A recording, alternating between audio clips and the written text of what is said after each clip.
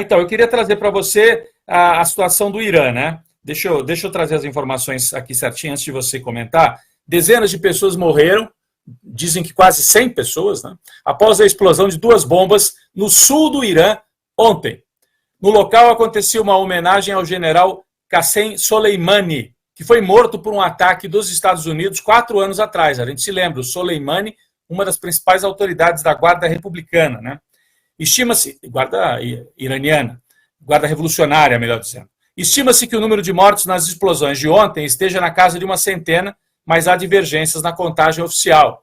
Nenhum grupo reivindicou o atentado, mas o governo iraniano classificou as explosões como atos terroristas e prometeu retaliação. O Irã prometeu revidar, Heloísa, mas a gente não sabe, afinal, quem é que fez. Israel não assumiu a autoria, mas vem justamente um dia depois do ataque ao Líbano, naquele ataque em Beirute, em que Israel atingiu e matou o número 2 do Hamas. Pode ter alguma conexão entre os dois atos? O ataque em Beirute e agora o ataque, uma explosão em território iraniano? Olha, eu acho que não tem a menor dúvida que tem uma conexão. Se Israel está por trás dos 2 ataques, é que há dúvida. Mas os analistas de Oriente Médio, se você ligar as TVs e pegar os jornais que cobrem o Oriente Médio a partir do Oriente Médio, né? Se a gente não pegar os jornais americanos dos Estados Unidos, né? A gente deve dizer americanos não, dos Estados Unidos, a gente vai ver que todo mundo realmente acredita que isso tudo veio de Israel. E por que agora?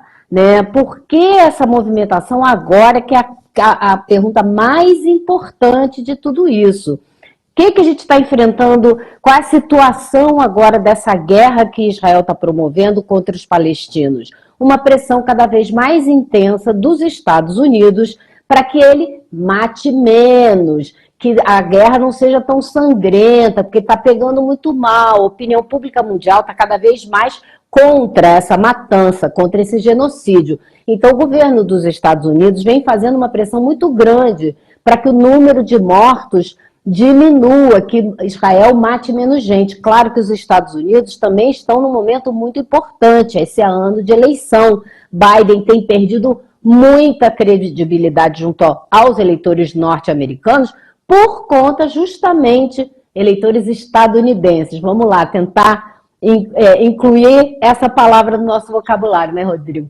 Então, o Biden tem perdido muitos votos estadunidenses por conta justamente do apoio irrestrito que tem dado a Israel nesse conflito. Então, todo um momento em que Israel quer manter esse apoio e o envio de armas continue por parte dos Estados Unidos. Então, muita gente está olhando para esse atentado que aconteceu no Irã, o pior, o mais letal da história da Revolução Islâmica. Nunca havia enfrentado um atentado com esse número de mortes dentro do Irã.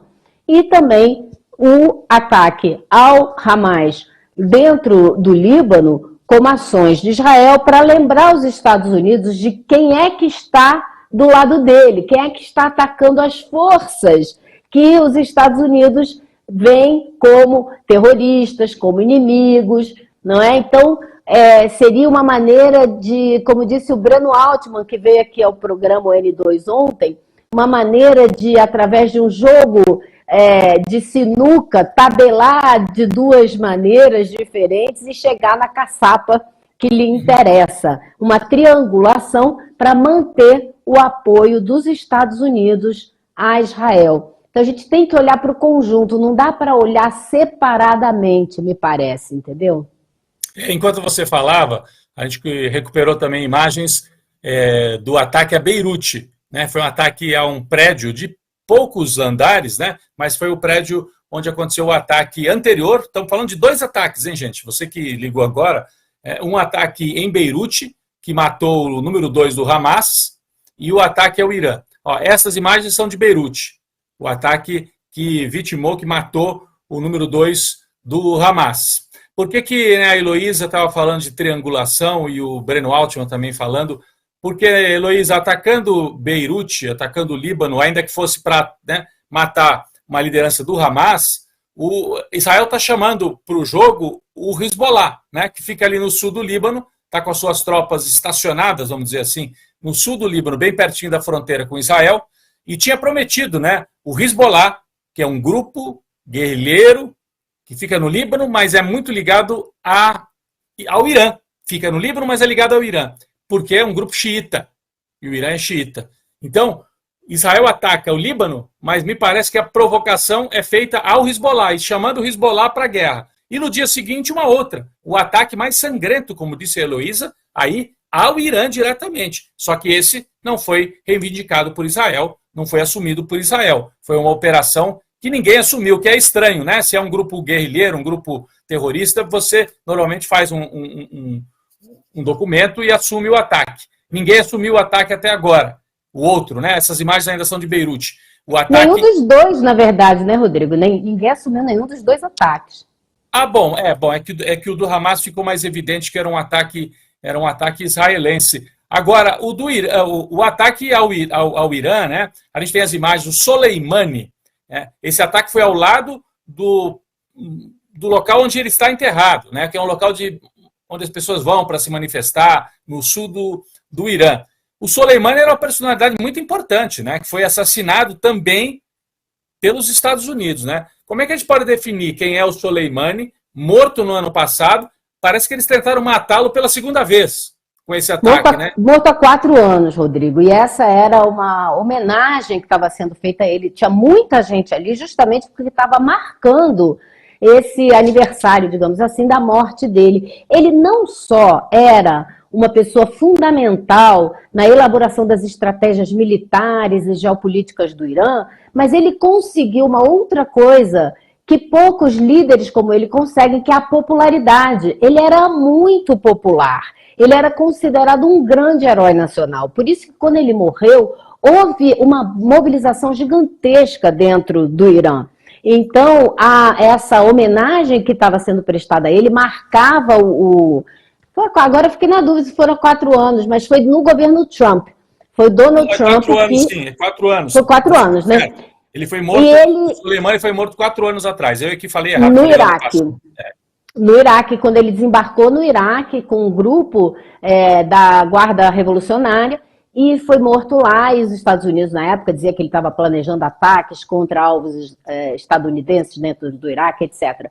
Mas o fato é, então, que ele sofreu esse atentado, morreu, e ele era um grande herói nacional. Então, por isso, é um assinte para os iranianos que, além dele ter sido assassinado 4 anos atrás, agora, quando estavam se prestando homenagens a ele, houve um outro atentado com 2 bombas que matou cerca de 100 pessoas. O número exato a gente ainda não sabe. O governo iraniano prometeu retaliar, mas não disse contra quem, porque não existe uma certeza a respeito de quem colocou essas 2 pastas com bombas perto do local onde ele está enterrado. Mas é difícil dizer e difícil apontar responsabilidade, mas eu destaquei que nenhum dos 2 atentados, ninguém assumiu a autoria. Por quê? Porque o governo de Israel não assume a autoria de nenhum ataque, né? Então, é bastante coincidência, mas bastante interessante o fato que esses 2 ataques ninguém assumiu a autoria. E que todo mundo acha que Israel está por trás dos 2 ataques. Agora, o ataque no Irã não tem o pedigree, digamos assim, dos ataques de Israel, como o do Líbano tem. O do Líbano é exatamente o tipo de operação que o serviço secreto israelense faz. Eles conseguiram atingir o 2º andar de um prédio, cercado de outros edifícios, sem atingir mais ninguém, atingiram só aquele alvo. Isso é típico das ações de Israel. Então, todo mundo tem certeza que quem estava por... E claro, por se tratar do líder do Hamas. Agora, resta saber o que vai acontecer a partir desses ataques, porque esse prédio ficava justamente numa área controlada pelo Hezbollah. Era assim, o quartel-general do Hezbollah fica nessa região. Então, é muita provocação. É muita. Agora, o Hezbollah vai morder essa isca? O Hezbollah tem condição de deflagrar um ataque mais intenso a Israel? Me parece que não. Me parece que ele está bastante isolado, que ele mantém essa tensão ali só na fronteira, do sul do Líbano com o norte de Israel, onde a tensão, os ataques parte a parte, foguetes para lá e para cá, já vem acontecendo desde que começou esse genocídio em Gaza, porque o Hezbollah quer tentar tirar um pouco da tensão sobre Gaza, atraindo mais exército israelense para o norte, para ficar ali naquele confronto na fronteira. E agora, vai fazer o quê? Vai reagir à altura ou não vai morder a isca? Essa é a grande preocupação. E dizem, a Al Jazeera disse que, aparentemente, generais da Guarda Revolucionária Iraniana foram para Beirute se reunir com o grande líder do Hezbollah, que é o Hassan Nasrallah. Então, pode ser que eles estejam acertando o que fazer, como fazer, se fazer ou não fazer. É uma decisão fundamental que vai definir se esse conflito se espalha ou não. Muito bem, você já citou aí o líder supremo do Irã, o Ayatollah Ali Khamenei, que até apareceu em algumas imagens, a gente vinha mostrando na tela, o Soleimani. Então, deixa eu corrigir aqui, que no começo eu dei informações aí contraditórias. O Soleimani foi assassinado, portanto, 4 anos atrás, e ele era líder da Guarda Revolucionária. Eu falei Guarda Republicana. Guarda Revolucionária, o Soleimani, que é esse que está aí na tela. E o Khamenei, Ali Khamenei, que é o principal líder do Irã, o líder supremo do Irã, ele prometeu resposta dura a esta explosão que matou cerca de 100 pessoas no Irã.